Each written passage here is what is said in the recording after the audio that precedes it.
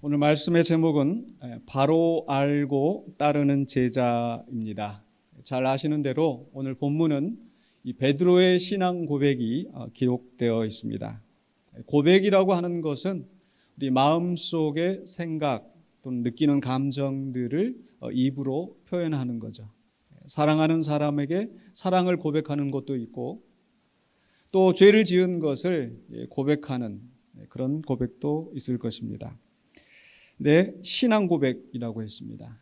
신앙 고백이라고 하는 것은 우리의 마음에 믿는 바를 그냥 마음속으로만 믿는 것이 아니라 입으로 또 많은 사람들 앞에서 공적으로 선포하는 것입니다. 이런 신앙 고백은 우리에게 굉장히 중요합니다. 우리가 믿음으로 구원을 얻는데 우리가 그 믿음만 아니라 또 입으로 시인하고 인정하고 고백하라고 말씀하시죠.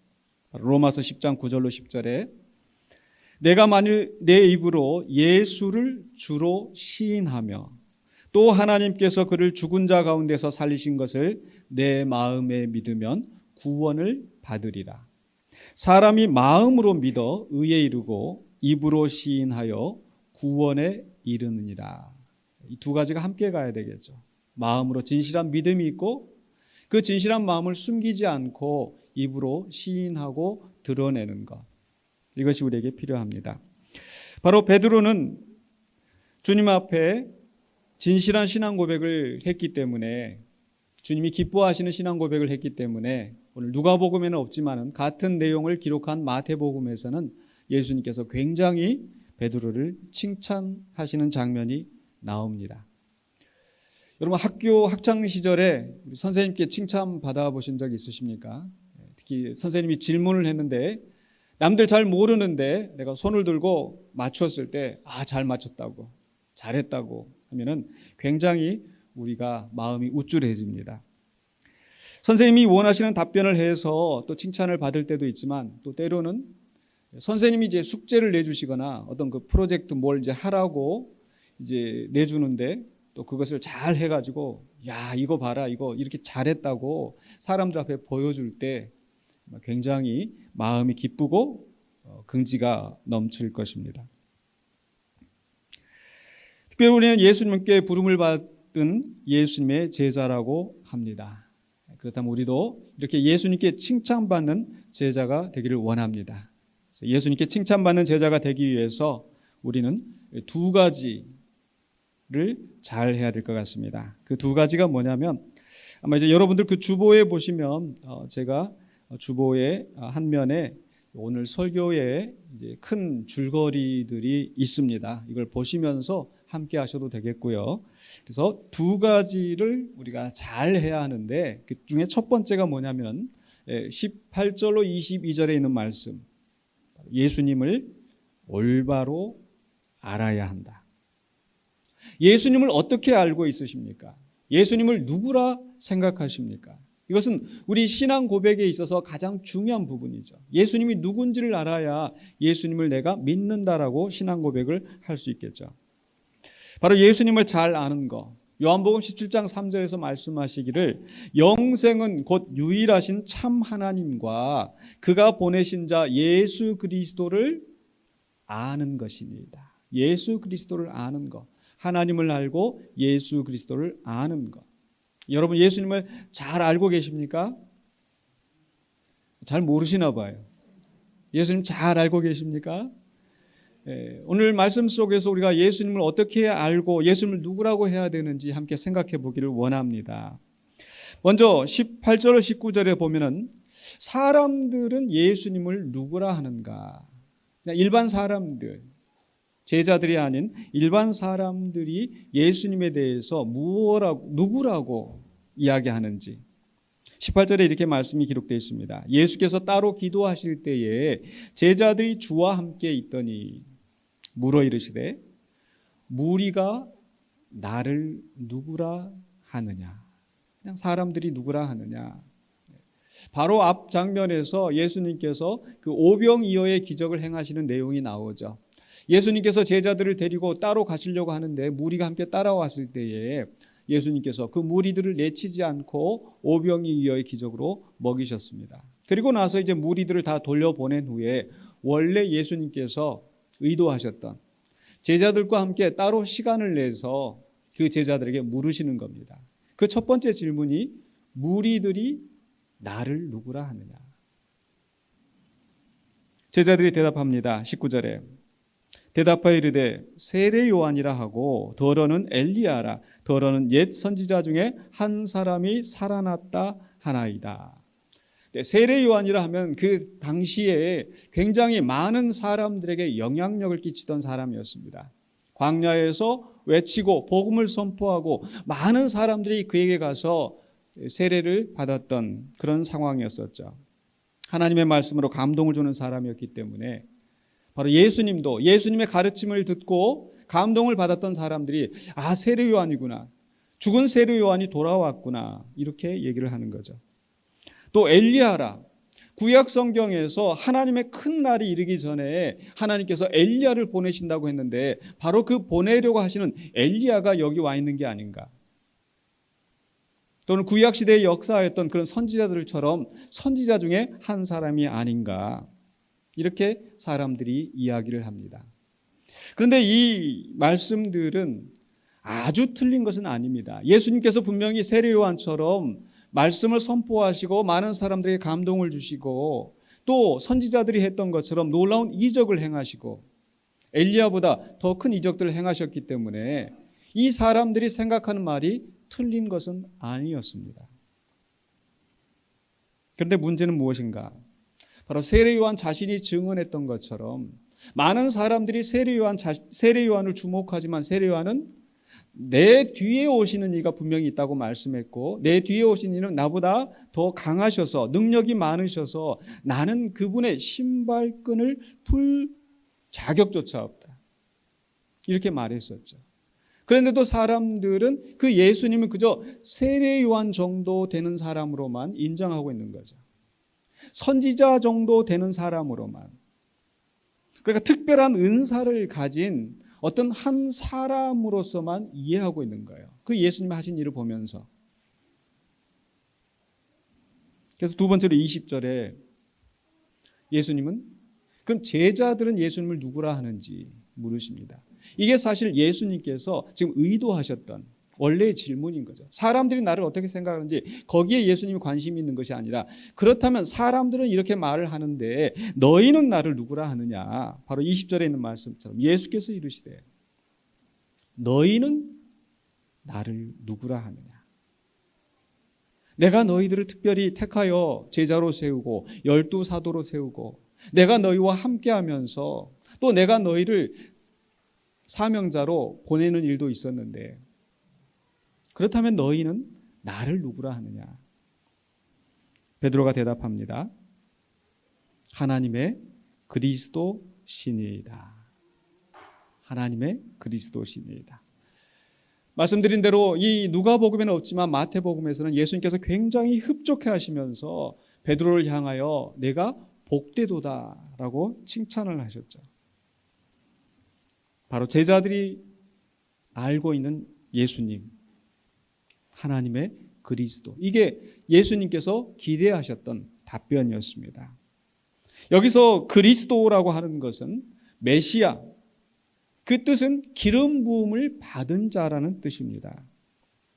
즉 구약 성경에서 이 사람들이 기다리던 구원자, 이상적인 왕이 바로 메시아이고, 그 예수님은 사람들이 생각하는 것처럼 그저 놀라운 이적을 행하는 선지자 중에 한 사람, 그저 특별히 사람들에게 말씀으로 감동을 주는 그런 사람이 아니라 메시아이고 그리스도이고 구원자이시고 왕이시라는 것을 제자들은 알게 된 거죠. 근데 이렇게 제자들이 예수님에 대해서 잘 알게 된 데는 거기에 특별한 아마 이유가 있었던 것 같아요. 저는 그게 첫 번째로는요, 바로 예수님의 기도 때문이다. 아까 처음 시작할 때 18절에 예수께서 따로 기도하실 때에 제자들이 주와 함께 있더니 물어 이르시되, 이렇게 말씀하시는 거죠. 마태복음이나 다른 복음서와 다르게 예수님께서 기도하실 때 이런 일이 있었다라는 것을 누가복음은 기록하고 있습니다. 즉 예수님은 제자들과 이런 대화를 나누시기 전에 기도하고 계셨는데 그 기도의 내용이 무엇인지는 알 수 없지만 다른 성경을 우리가 참고해 봤을 때 바로 예수님께서는 제자들이 예수님에 대해서 바로 알도록, 예수님을 바로 알고 믿도록 기도하신 게 아닐까. 왜냐하면 마태복음 11장 27절에 이렇게 기록되어 있습니다. 내 아버지께서 모든 것을 내게 주셨으니 아버지 외에는 아들을 아는 자가 없고, 아버지 외에는 아들을 아는 자가 없는데 아들과 또 아들의 소원대로 계시를 받는 자 외에는 아버지를 아는 자가 없느니라. 그러니까 영생은 아버지를 알고 그 아들을 아는 것이라고 그랬는데 아무나 아버지를 아는 게 아니고 아무나 아들을 아는 게 아니고 아들의 소원대로 계시를 받은 자. 그래서 바로 예수님께서는 그가 택하신 제자들이 예수님을 바로 알고 믿도록 기도하지 않으셨을까? 여러분 예수님을 그리스도라 하나님의 아들이라 고백하십니까? 그렇게 고백하시게 하신 데는 바로 우리 예수님의 기도가 예수님의 은혜가 있음을 믿으시기 바랍니다. 또한 아울러서 우리들은 예수님이 우리를 위하여 기도하신 것처럼 우리들도 우리 주변에 있는 불신자들을 위해서 혹 내 자녀들이 신앙생활을 하지 않거나 내가 사랑하는 부모님이 신앙생활을 하지 않거나 하실 때 기도하시기 바랍니다.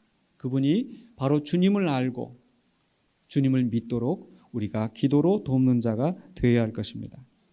두 번째로 우리가 생각할 것은 바로 이 예수가 그리스도다, 예수가 구세주이다라는 것을 아는 것은 그것이 이제 마지막 종점이 아니라 시작이라는 거예요.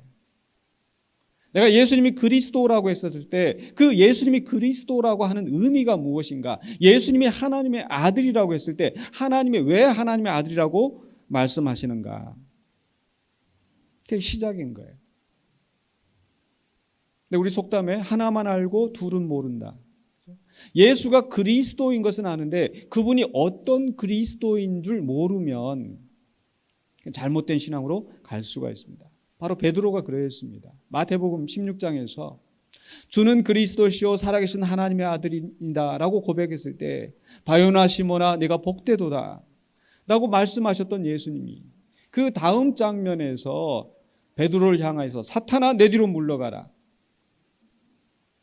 즉 베드로는 예수님이 그리스도인 것은 알았지만 어떤 그리스도인지 정확히 모르는 거예요. 예수님은 어떤 그리스도인가? 하나님의 그리스도라고 했죠. 마태복음에는 그리스도시요 살아계신 하나님의 아들이라고 하는 것을 누가복음에서는 간략하게 하나님의 그리스도라고 한 거예요. 이 하나님의 그리스도라고 하는 것이 어떤 의미가 있는가? 아까 그리스도는 무슨 뜻이 있다고 그랬어요? 기름 부음을 받은 자예요. 즉 그 말은 하나님의 기름 부음 받은 자. 어떤 경우에 기름 부으시나요? 바로 하나님의 특별한 쓰임을 위하여서 이스라엘 백성들이 성막을 짓고 성구 기구들 언약궤 제단 만들어 놓고 기름을 발라서 거룩하게 이것은 하나님 앞에 바쳐진 것이다. 하나님의 특별한 목적을 위하여서 거룩하게 구별된 것이다 할 때 기름 붓는 겁니다.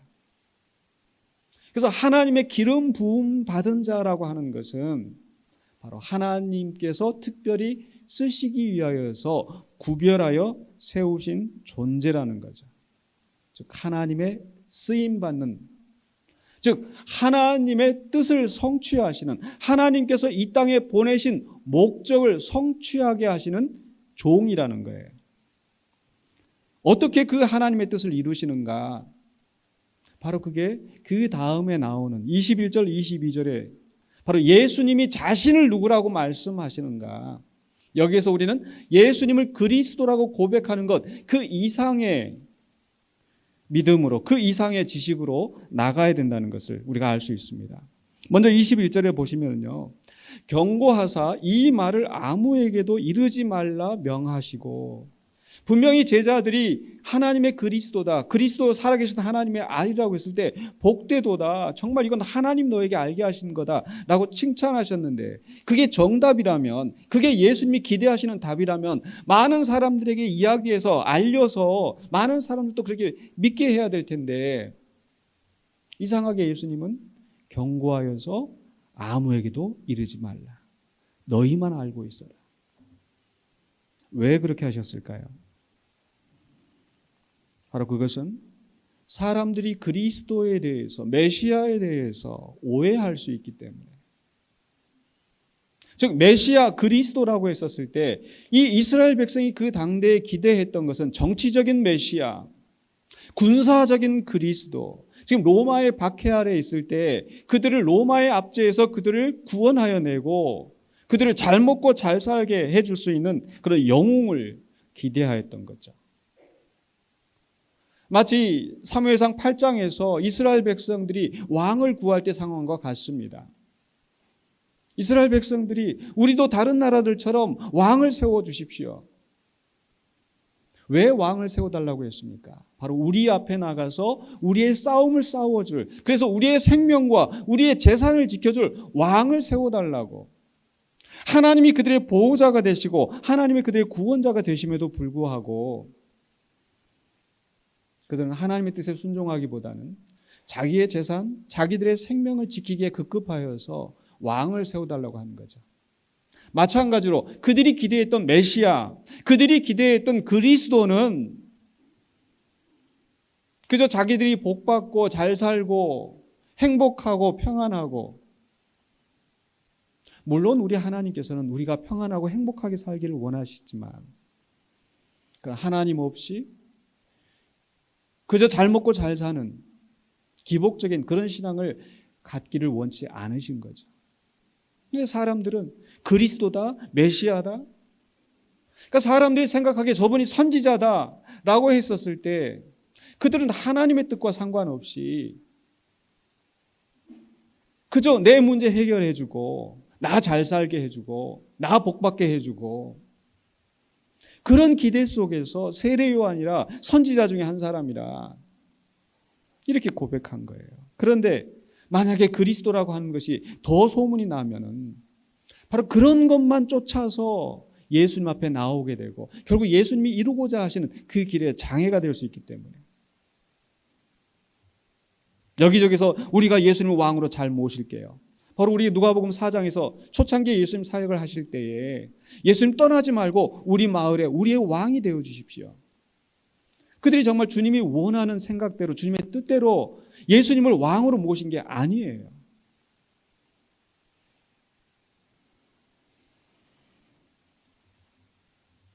구약 성경에서 아까 말씀드렸던 사무엘상 8장에서 사람들은 자기들의 문제를 해결해 줄 군사적인 영웅을 왕으로 세우기를 원했지만 하나님이 원하시는 왕은 어떤 왕이었을까요? 하나님이 그들 가운데 세우고자 하시는 왕은 하나님 마음에 합한 왕, 하나님의 뜻에 순종하여 그 백성을 잘 다스리는 왕, 즉 순종하는 하나님의 종이었습니다. 그래서 예수님 스스로 그리스도에 대해서 무엇라고 말씀하시는가, 누구라고 말씀하시는가, 바로 22절에 나옵니다. 같이 한번 읽어보실까요? 이르시되 인자가 많은 고난을 받고 장로들과 대제사장들과 서기관들에게 버림받아 죽임을 당하고 제3일에 살아나야 하리라 하시고. 이게 예수님이 말씀하신 그리스도의 모습이에요. 사람들이 생각하는 것은 그리스도, 승리, 영광. 근데 예수님이 생각하시는 그리스도는 고난을 받고 죽임을 당하는 그리스도인 거예요.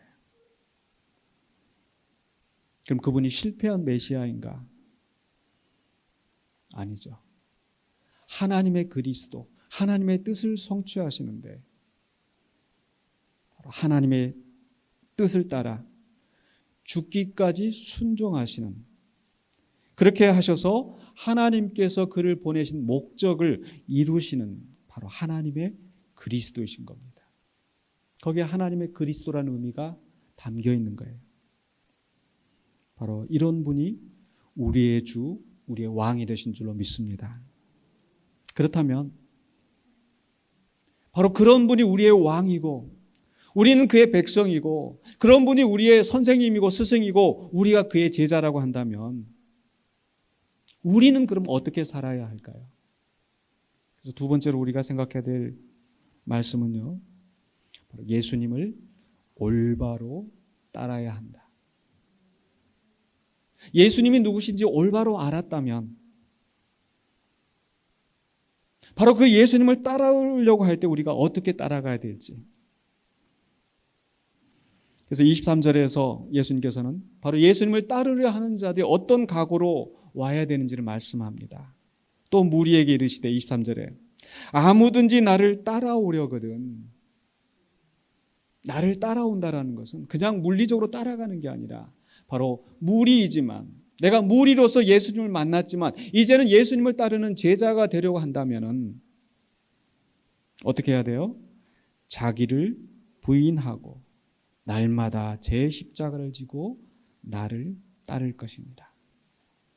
여기서 자기를 부인하는 것과 자기 십자가를 지는 것은 마치 동전의 양면과 같이 하나입니다. 따로 있는 게 아니고 나는 나를 부인하긴 하지만 십자가를 지지 않겠다. 있을 수 없고요.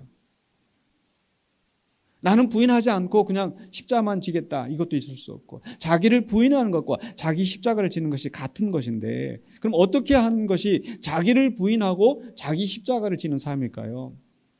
그대로 예수님께서 쭉 설명하시는데 세 가지로 나누어서 우리가 이해할 수 있겠습니다. 첫 번째는 24절에 자기 목숨에 대하여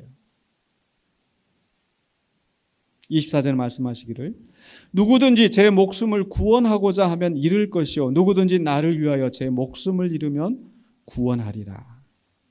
사람들은 누구나 자기 자신을 귀하게 여기고 자기의 생명을 지키려 합니다. 우리가 고속버스 탈 때 제일 안전한 자리는 어디라고 이제 아세요? 바로 운전사 뒷좌석.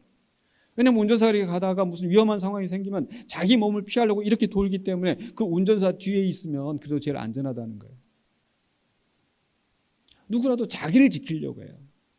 자기 귀한 줄 알아요. 그런데 예수님께서는 자기를 부인하라. 십자가를 진다라는 것은 그 당시에 가장 처참한 형벌이었기 때문에 멸시와 비참한 죽음을 의미하는데 그 십자가를 지라고 말씀하시는 거죠. 이게 무슨 뜻일까? 그것은 곧 우리의 믿음을 지키기 위해서 또는 우리의 맡겨진 사명을 감당하기 위해서 우리가 가장 소중히 여기는 내 자신의 목숨, 내 생명까지도 기꺼이 바칠 정도로 헌신해야 된다는 것을 말씀하시는 거죠.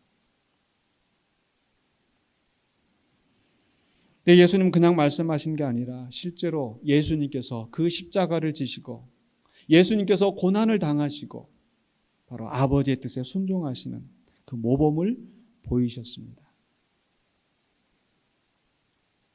그 십자가 처형 당하시기, 체포 당하시기 직전에도 하나님 앞에 기도하실 때에 내 뜻대로 마옵시고 아버지의 뜻대로 되기를 원하나이다. 정말 힘들고 고통스러운 길이지만 아버지여 하실만 하거든 이 잔이 내게서 지나가게 하옵소서. 받지 않고 싶은, 가지 않고 싶은 그 길이지만 아버지의 뜻대로 순종하시는 우리 예수님.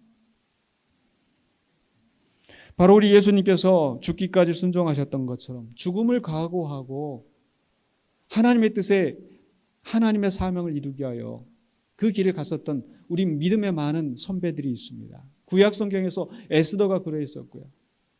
죽으면 죽으리라.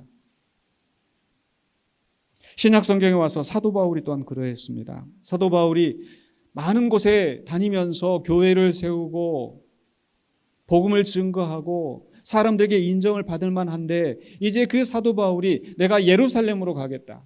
그런데 가는 곳곳마다 사람들이 당신 예루살렘에 가면 죽습니다.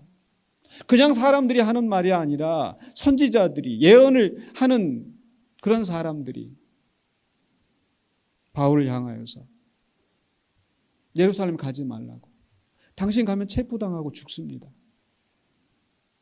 근데 그때 바울이 뭐라고 한지 아십니까? 사도행전 21장 13절에 바울이 대답하되 여러분이 어찌하여 울어 내 마음을 상하게 하느냐. 같이 한번 읽겠습니다. 나는 주 예수의 이름을 위하여 결박당할 뿐 아니라 예루살렘에서 죽을 것도 각오하였노라 하니. 주 예수의 이름을 위하여 결박당하고 죽는 것도 내가 불사하겠다. 바로 예수님께서 말씀하신 것처럼 나를 위하여 그 목숨을 버린 자는 죽어도 살겠고. 바울은 이걸 믿었던 거예요. 근데 사실 이 가는 길이 어쩌면 예수님과 똑같은 상황이에요. 이제 누가복음 9장 51절 이하에서 예수님께서 예루살렘을 향하여 가십니다. 바로 그 죽음의 길을 가시기 위하여서.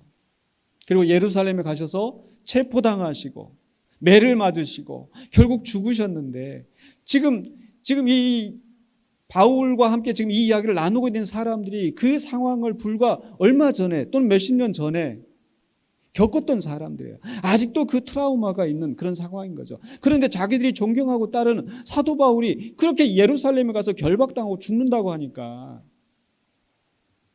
얼마나 마음 아픈지 말리는 거죠. 근데 바울은 예수님이 가신 것처럼 나도 그 길을 가겠다라고 하는 거예요. 자기를 부인하고 자기 십자가를 지는 겁니다. 사명을 위하여서, 예수님을 위하여서. 두 번째로는 25절에 바로 세상에 대하여입니다. 자기를 부인하는 것과 세상과 무슨 상관이 있는가? 25절에 말씀하시기를 사람이 만일 온 천하를 얻고 자기를 잃든지 빼앗기든지 하면 무엇이 유익하리요? 우리는 내가 소중한 만큼 내가 세상에서 더 갖기를 원하고 더 채우기를 원합니다. 세상적인 욕심을 가지고 내 이익을 챙기려는 마음이 강할 수밖에 없겠죠. 그게 돈일 수도 있고 명예일 수도 있고 권력일 수도 있고. 그런데 오늘 예수님께서 말씀하시기를 천하를 얻고도 너희들이 세상에 있는 원하는 모든 것을 다 가졌다 하더라도 자기를 잃는다면 그게 무슨 소용이 있겠느냐. 즉 내가 원하는 대로 내 욕심대로 세상에서 내가 모든 것을 다 얻고 누려도 정작 구원받지 못하고 또는 구원받았더라도 주님께 인정받지 못하고 부끄러운 구원을 받는다면 그 천하를 얻는 것이 너희에게 무슨 유익이 있겠느냐 물으시는 거죠. 그래서 자기를 부인한다는 것은 즉 천하를 얻고자 하는 세속적인 욕심으로 내 이익을 채우려고 하는 그런 행동을 하지 말고 주님의 참 제자로 인정받는 사명 감당하는 삶을 살라고 말씀하시는 거예요. 자기를 부인하는 것은 세속적인 욕심을 내려놓는 겁니다. 마지막으로 26절에 주님과 주님의 말씀에 대하여서 우리는 자기를 부인하고 자기 십자가를 지는 삶을 살아야 되는데 26절에 이렇게 말씀하시거든요. 누구든지 나와 내 말을 부끄러워하면 인자도 자기와 아버지와 거룩한 천사들의 영광으로 올 때 그 사람을 부끄러워하리라. 이 주님을 부끄러워한다는 것은 무슨 의미겠어요? 주님을 난 예수님 부끄러워. 이게 가장 비슷한 게 뭘까라고 했었을 때 저희 학창 시절 때 이제 그 좀 생각이 났어요.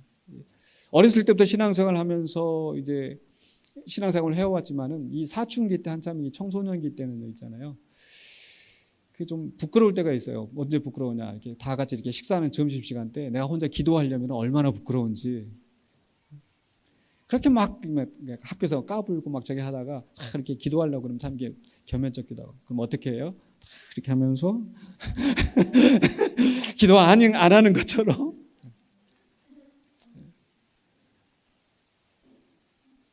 네, 뭐 그런 정도가 아니라 주님을 왜 부끄러워할까? 주님의 제자됨을 왜 부끄러워할까? 그건 박해의 시대에 사람들이 예수님을 미워할 때, 사람들이 예수님을 칭찬하고 예수님을 좋아하면 내가 예수님 제자야. 근데 사람들이 예수님을 손가락질하고 예수님을 비난하고 예수님을 미워할 때 떳떳하게 나서서 내가 이분 제자야 라고 할 수 있는 사람이 많지 않다는 거죠. 실제로 예수님께서 그 십자가 죽임을 당하실 때 내가 죽기까지 따르겠다고 했던 베드로도 그 제자들도 예수님을 부인하고 예수님을 부끄러워하고 예수님을 떠나지 않았습니까?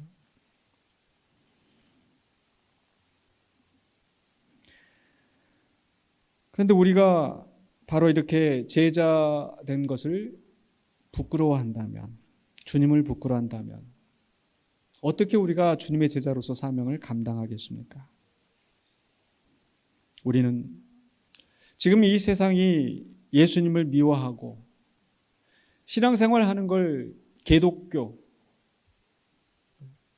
기독교를 향해서 욕할 때 우리는 그 세상의 미움을 받더라도 우리는 여전히 주님을 높이고 주님의 말씀을 복되다 인정하며 존중하고 그 말씀대로 순종하며 살아가야 될 줄로 믿습니다. 이게 자기를 부인하고 자기 십자가를 지는 삶인 줄로 믿습니다. 예수님께서 말씀하십니다. 누구든지 나와 내 말을 부끄러워하면 그 사람을 부끄러워하리라. 내가 영광 중에 올 때 부끄러워하리라고 말씀하셨는데 그 말씀을 거꾸로 보면은 바로 주님이 미움받는 이 세상에서 우리가 주님을 높이고 주님을 따르고 주의 영광을 위하여 살아간다면 주님께서 영광 가운데 오실 때 우리를 어떻게 하실까요? 영광 중에 높이실 줄로 믿습니다. 그렇기 때문에 우리는 결코 이 세상에서 손해보는 것이 아니라 장차받을 영광, 현재 당한 이 고난은 장차받을 영광과 좋게 비교할 수 없는 것인 줄로 압니다. 그렇기 때문에 우리는 그 영광을 바라보면서 자기를 부인하고 주님을 높이며 주님의 칭찬받는 제자가 되기를 원합니다. 그 칭찬받는 제자가 되기 위해서 우리는 점검을 해야 돼요.